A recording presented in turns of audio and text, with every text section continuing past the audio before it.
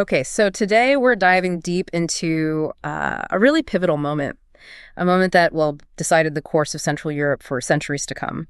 We're talking about that 61-day pressure cooker, the Siege of Vienna, 1683. This wasn't just, a fight over some land. It was huge. The absolute high-stakes war for what was seen as the spiritual, the strategic heart of the West, the scale, the desperation.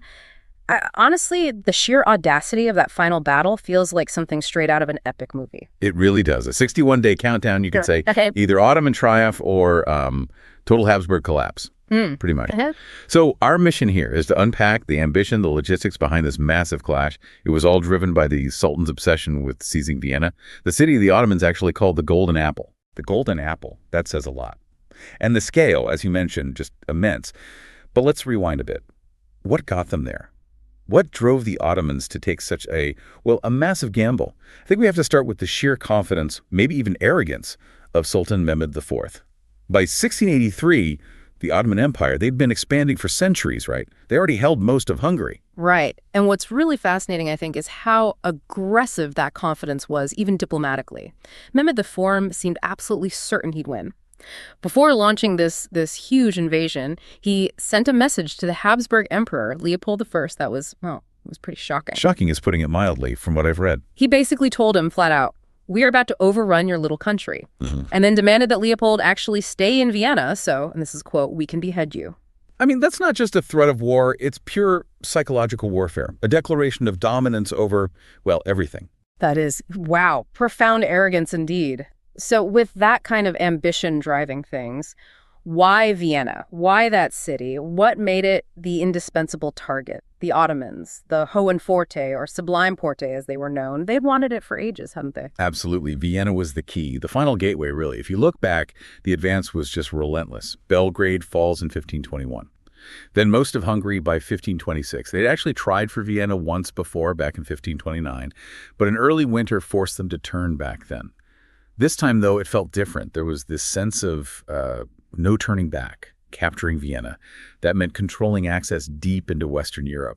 It was the Sultan's ultimate expansionist dream, basically. And pulling off something like that requires incredible leadership, especially managing an army of that size. Was Grand Vizier Kara Mustafa the obvious guy for the job? And what about the Sultan handing him the green flag of the Prophet? What did that signify? More than just military command, surely. Oh, definitely. Kara Mustafa was, in the Sultan's view, the man, no question. And receiving the Prophet's green flag, that elevated the whole thing. It wasn't just politics anymore. It was a sacred imperial mission. The stakes were, cosmic, religious and political. Success meant divine blessing, glory. Failure, failure meant something much, much worse. So the moment comes. The Ottoman vanguard arrives, July 13th, 1683. And Vienna just descends into chaos, right? The Duke of Lorraine, seeing what was coming, ordered the suburbs burned immediately. Instantly. Burned to the ground. The idea was to deny this enormous enemy army any cover, any shelter, right up against the city walls. A drastic measure. And the panic just got worse when Emperor Leopold himself led the flight, packed his carriage, headed west. Imagine seeing the emperor leave. It left the city's defense and its terrified people in the hands of Field Marshal Graf Ernst Rudiger von Starhemberg. And think about the odds he was facing. Starhemberg had maybe 11,000 soldiers inside those walls. Looking at Kara Mustafa's army, estimates are over 200,000 men. 200,000, that's just it's an impossible number to even comprehend facing down. So the siege lines go up, and it becomes this two-front war, doesn't it? Artillery above ground and this intense mining war underneath. Exactly. Kara Mustafa wastes no time. He sets up his huge command post, this massive tent complex called the Zeltburg, like a castle made of tents. And immediately, his pioneers get to work. He brought 5,000 sappers. These are specialized miners. Their whole job was digging this vast maze of trenches, the Laufgraben, sneaking right into the walls, and then tunneling under the foundations, under the bastions, to plant mines. Right, the underground threat. And there's that brilliant detail, isn't there, about how the defenders tried to fight back against that? It's fascinating, yeah. Pure desperation tech, you could say.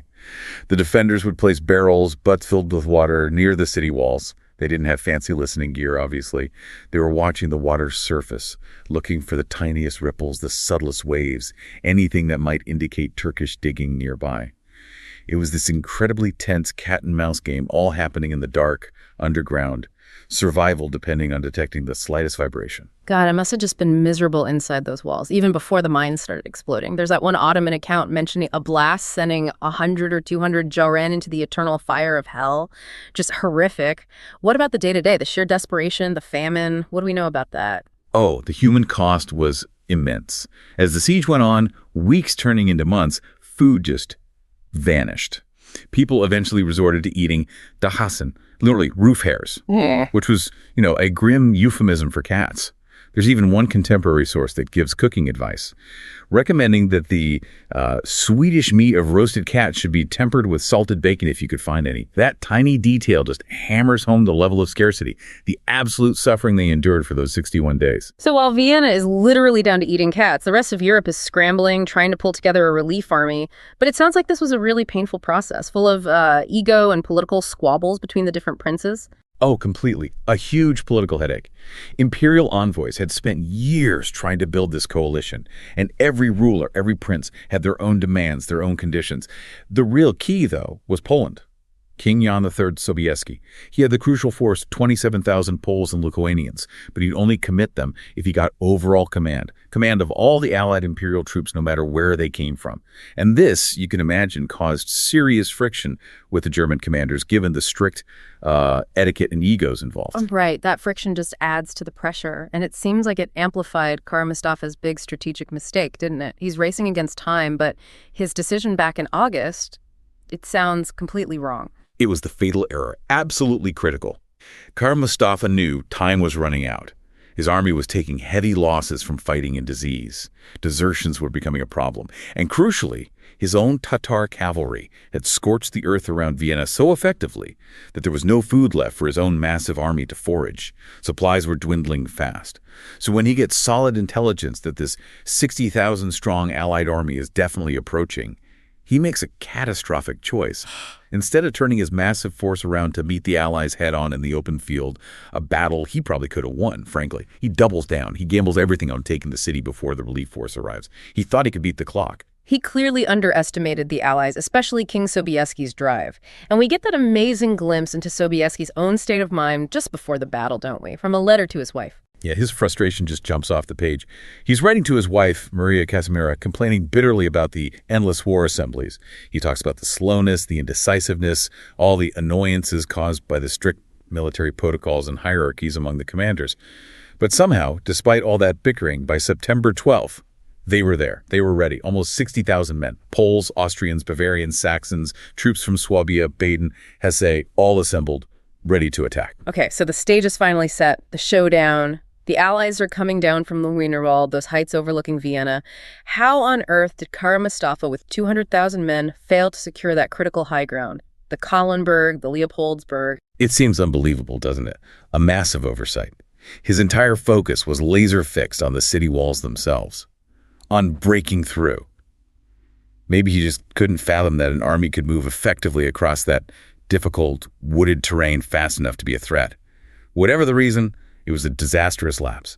It let the combined German and Polish infantry advance, basically unnoticed, down from those unsecured heights. Wow. They hit the Ottoman army right on its flank, catching them completely by surprise. That flank attack must have instantly changed everything. Inside Vienna, the sources say the reaction was just electric. Oh, absolutely. A wave of euphoria mixed with desperate prayer.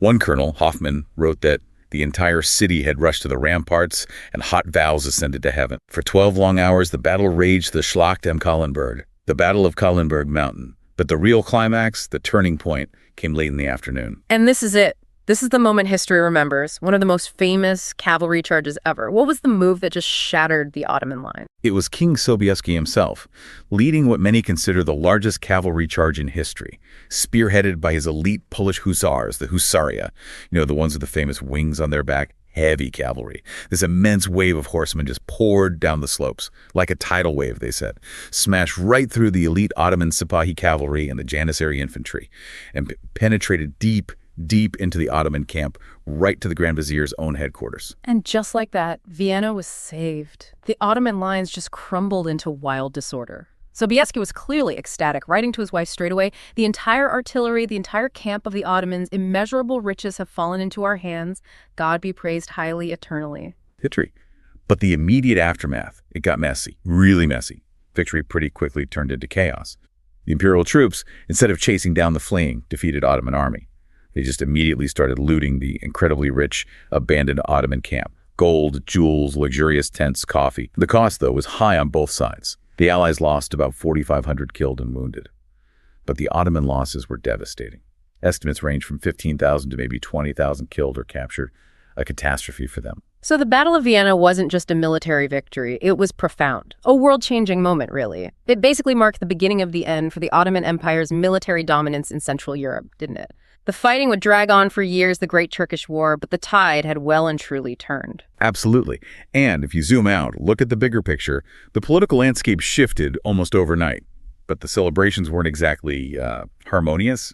That meeting between the two heroes, Sobieski and Emperor Leopold I, just after the battle, reports say it was distinctly frosty.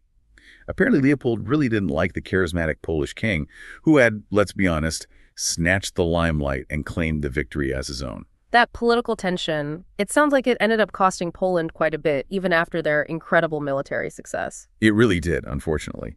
Despite more victories against the Ottomans, Poland just couldn't translate that military power into lasting political stability. Things kind of fell apart into chaos after Sobieski died in 1696. The Habsburgs, on the other hand, under Leopold I, they played it brilliantly. Masterfully used the victory. They pushed the Ottomans out of Hungary, out of Transylvania. And by 1687, the Habsburgs secured hereditary rights to the Hungarian crown of St. Stephen. It cemented the monarchy in Vienna as the undisputed protector of the West. Hugely powerful. So, the Habsburgs rise, Poland fades. But what about the man who lost it all? The man whose giant gamble failed. Grand Vizier Kara Mustafa. His fate was sealed the moment his lines broke at Vienna. He managed to flee to Belgrade. But eventually, Sultan Mehmed V's envoys caught up with him there. Their demand was simple. Return the green flag of the Prophet. And then, on Christmas Day, December 25th, before the midday prayer, they had that final chilling conversation. Kara Mustafa apparently asked the delegation point blank, "Is death determined for me?" Christmas Day. Wow. And the answer was just as direct. Gewiss, es muss sein. Certainly, it must be. That was it. Reports say he was calm. He let the executioners come in, lifted his full beard so they could place the silk cord correctly around his neck. And after 2 or 3 pulls, he was strangled, executed for his failure. What an end. So this razor-thin victory, literally depending on starving soldiers holding out long enough, eating roof hairs, it triggers this huge geopolitical shift and centuries of Ottoman expansion into Europe. And it happened despite all the infighting, all the political friction among the victors, cemented by that desperate, thundering charge of the hussars down the Kahlenberg slopes. Exactly. And knowing this history really helps you understand the foundations of modern Europe, the rise of Habsburg power. Vienna, 1683, absolutely decided who would control Central Europe's destiny. But here's something to think about, maybe. Consider those contrasts. Emperor Leopold uses the wind to build his dynasty's power. King Sobieski gets incredible military fame, but also political envy that harms his kingdom later. How much did those petty resentments between the victorious kings really matter in the grand scheme of things? Especially when you remember that the man who made the crucial mistake, Kara Mustafa, paid the ultimate price, executed far from any battlefield on Christmas Day, all because he failed to capture the golden apple. A truly definitive and brutal ending to one of history's most critical moments. Thank you for taking this deep dive with us today.